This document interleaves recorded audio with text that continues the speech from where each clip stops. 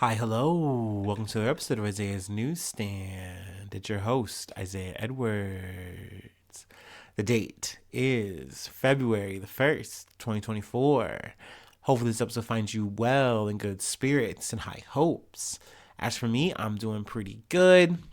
I feel like this might be the last day of sick watch. Maybe I think we're finally gonna be able to get discharged. Out of snotty Snotville. Feels good. The cough has been a lot less. A lot less mucus. We love it. We're feeling pretty good. Let's see. Work was also pretty good. Overall, a fine day. It was. You know what was nice? The nicest thing on the low was seeing a blue sky. It's been so cloudy, it's been so soggy and gross and cold. It was nice to at least just have a day that was in the 50s and, like I said, just a clear blue sky to see. It felt nice. Let's see here. What was also nice? My food corner. I had a bacon cheeseburger, and some hot dogs and fries and onion rings, and it was a hit. I enjoyed it. That's probably longtime listeners know. I think that's my favorite meal to cook. Like, period. It's my favorite meal to eat as well because it's just so easy, and there's just nothing that beats a good burger in my opinion. Like, it really goes like burger and then like either like Chinese food or like some kind of Asian dish. I'm down. I'm into that. That's like a number one and number two. Probably followed by Mexican food. Any kind of Mexican food. I love tacos. You know. But yeah, food corner went well. No hitches, no problems, and we love to see that. Let's see here. Before I get into my startup, it is the first of the month, so I wanted to shout out my honored newsies. So let's just do the quick roll call real quick. Shout out to Stephanie Renee. Shout out to Denver McIntosh. Shout out to Edward Haas. Thank you so much, y'all, for your actual dollary due support. It means a lot. It helps out a lot. I can't say that, stress that enough. I really appreciate y'all. So, yay, thank you. Heart emojis. Okay, on that note, let's all do a little startup. Let's have this powwow. Let's get started. Yeah.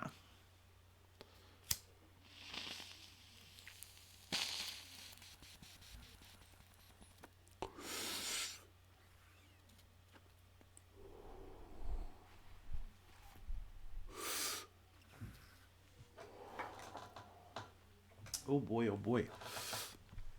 Pardon my neighbors if you could hear them, but I don't know what's going on up there. Getting active, some kind of thing.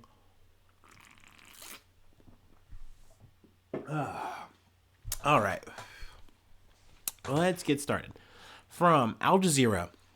European Union agrees on new $54 billion aid package for Ukraine. So we had initially covered this last year. Essentially, Viktor Orban kind of came through and did the one-man kibosh on it. Viktor Orban, a part of the EU, also kind of playing both sides a bit because, he's pretty buddy-buddy with Putin. So for him, he's always kind of trying to look out for whatever is going to make him and his country, make out the best for them.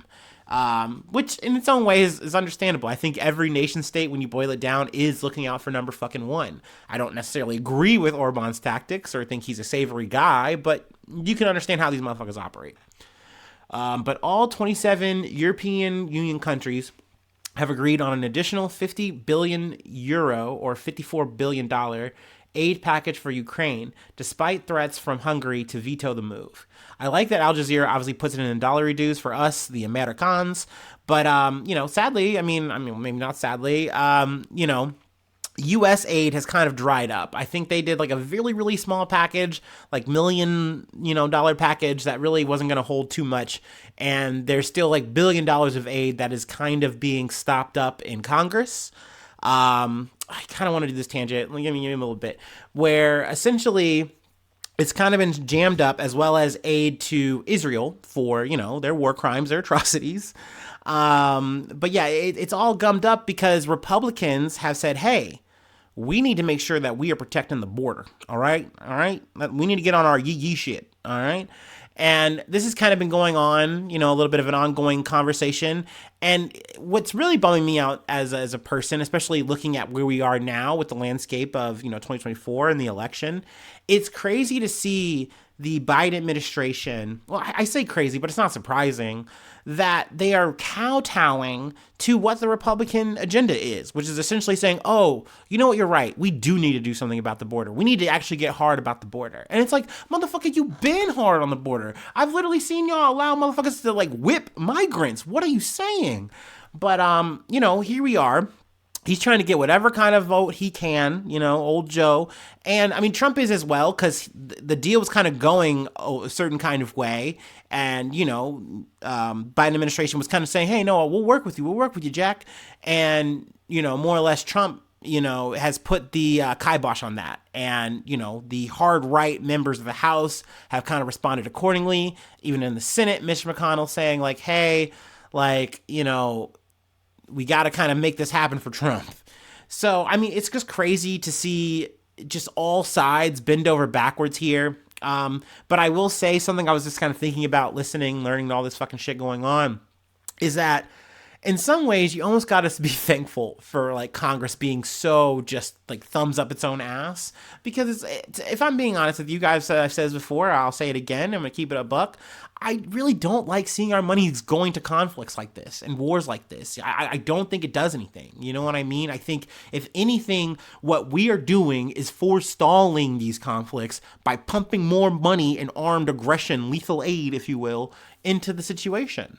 So to see Congress kind of chase its tail like a fucking goldfish in, a little bowl, there's a certain kind of solace in that. But I mean, at the same time, to hear the back rooming that's kind of going on right now is just disgusting and gross. So, there's that. I know we're kind of in the weeds already, but I feel like I talked about that, and I talked about some more stuff. Let's see. Victor did get more or less an agreement that he was going to get some money from the EU, which was like his big, selling point. I believe $4.5 billion is coming to Ukraine like soon, so that's going to be something that's useful and helpful for them. Here we go. Yeah, Ukraine expects to receive the first tranche, which you gotta love the word tranche. Such a good word. I'm hearing a lot past year or so. The first tranche of 4.5 billion euros, or $4.9 billion from the EU facility in March, the Ministry of Economy said on Thursday. So yeah, I mean, essentially everyone's kind of winning here. Orban said he had received guarantees about billions of euros in suspended EU aid in return for lifting Hungary's veto. So interesting times going on at the EU there. Let's go ahead and take it to the States, though. From ABC News, 3 dead, 5 in critical condition in hangar collapse near Boise Airport, like a house of cards. 3 people were killed and 9 were hurt when a steel hangar under construction near Boise, Idaho Airport collapsed Wednesday night, according to fire department officials. 5 of the 9 injured are in critical condition, officials said. One witness said the hangar caved in like a house of cards. There was a catastrophic collapse of a metal structure at a construction site. First responders found a hectic scene and worked to secure and rescue victims. Division Chief of Operations Aaron Hummel said in a statement. So yeah, I mean, obviously this is, super unfortunate happening. Apparently this wasn't necessarily tied to the airport project, like they're building, an airport in this area in Boise, Idaho, or there already is one, because the airport itself wasn't impacted. But yeah, I mean, it's unfortunate when any kind of thing like this happens. I know on my drive home, I'm seeing this like hangar-like thing being built, and it almost is, it's crazy to see like the framework of it, and they paste on all the metal, it seems, and then you kind of don't see any more after that. But then, months after that, it's all done, and you usually don't think anything about it. You don't think twice about it. But sometimes something can just go wrong, whether it might be in the actual formation. I don't know. Maybe there's an investigation going. It doesn't say that in this article. But, maybe something was done wrong. Maybe there was just something that happened in terms of, it didn't seem like there's any weather, but who knows? If there isn't any kind of update, I'll definitely let you guys know. But, obviously condolences to the families and, everyone involved in that. Let's see here. The next one is from CBS News. Meta CEO Mark Zuckerberg apologizes to parents of victims of online exploitation in heated Senate hearing. The chief executive of Meta apologized to families who said their children were harmed by social media use during a heated hearing on Capitol Hill on Wednesday. The apology came as Zuckerberg, whose firm owns social media platforms Facebook and Instagram, answered questions at a U.S. Senate Judiciary hearing on the impact of social media on children.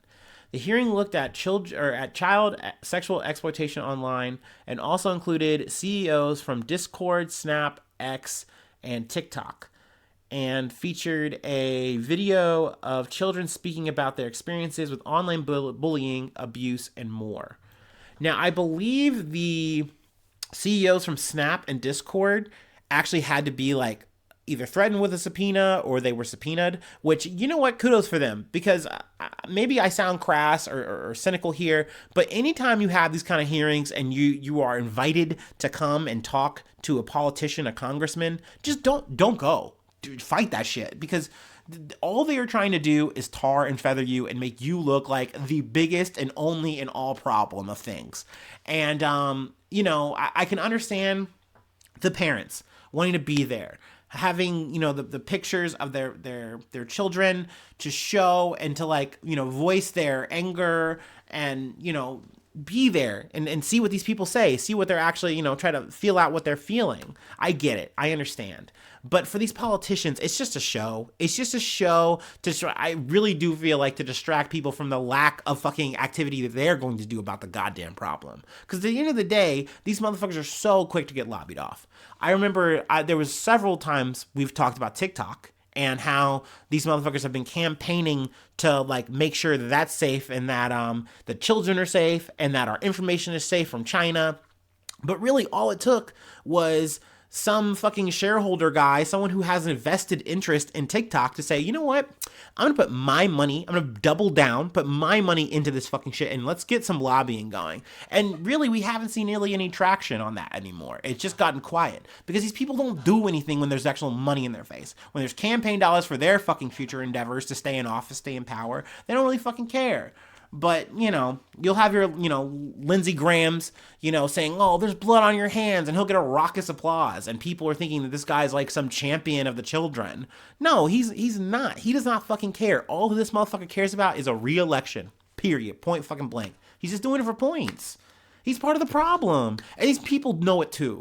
I don't have the quote at the ready. It's not in this article. But I know that there was another senator that came out and she was just, voicing her frustration at the internet's been around for so long. We've seen these problems, time and time again, and yet we act like our hands are tied, like we're not making the needle move. We aren't actually doing the change either. It's on both sides. So you appreciate that they can clearly understand it and articulate that they understand it, but yet here we are again going around and around and around and around and around. Also, another thing I hate about this is I feel like they want the CEOs to agree to something that they just cannot and will not do under the name of the game, which is the bottom line, making fucking money in a goddamn capitalist society. So the idea of saying, hey, you're going to agree to this program, that program, this program, whatever. And they're all like, no, we like the idea, but we're not 100% sold on it yet. But we definitely want to support the idea. Of course, they'll never say yes because they can't. They do not want to open themselves up to any more lawsuits, any more, gouging of their fucking, fucking money that they're trying to get to their fucking, shareholders at the end of the day. You cannot expect these companies to move any differently. Yeah, but what about little Tommy? What about little Ronnie? They just get grinded up in this fucking life, and that sucks. And there should be something else to, there should be more. There should be more safeguards, of course. I know, Mark Zuckerberg, is saying hey, we're doing the best we can, blah, blah, blah, blah. And I'm sure to a point they are, but at the end of the day, there's just only going to be so much they're going to do. And also, maybe this is just me at my most pessimistic, but at the end of the day, there are always going to be bad actors on the internet, in the real world, wherever you go, whatever you're doing, whatever system there is at play, there are going to be people who are going to try to take advantage of anyone and everyone, whether it is exploitation, whether it is, selling, bad drugs, whether you name it, you name nefarious activity is going to go down in someone's DM. Like, and I get it. You want to have someone to blame and point the finger and say, it's your fault. But I don't know, like, at what point is it, the actual site, and when is it the actor that's doing the thing? I don't know. I mean, that is a deeper question. I have my thoughts on it, but it's not a fully fleshed thing. I'm definitely willing to listen to what you guys think, and then what people are talking about. I don't know, but yeah, I did find this interesting, and I initially didn't want to talk about it because I hate talking about, like I said, politicians just doing grandstanding, but I could kind of see that, like, clearly Mark, in his lizard brain, he read the room, was like, oh, I got to do at least some kind of limp-wristed apology. You know what I mean? So, I don't know. This definitely made the rounds in the news. So I was like, yeah, let's just talk about it. I'm not going to read the apology. But by all means, if you want to hear him hiss, go on. Read it. Look it up. Whatever. Anyway, kind of keeping on beat, we have one more thing to cover. It's TikTok related. But let me go ahead and take my last break, and then we'll go ahead and get into it.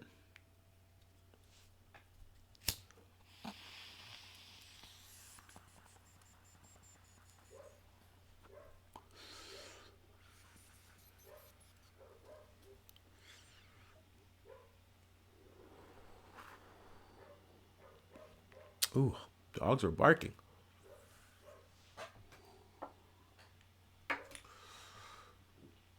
Ooh.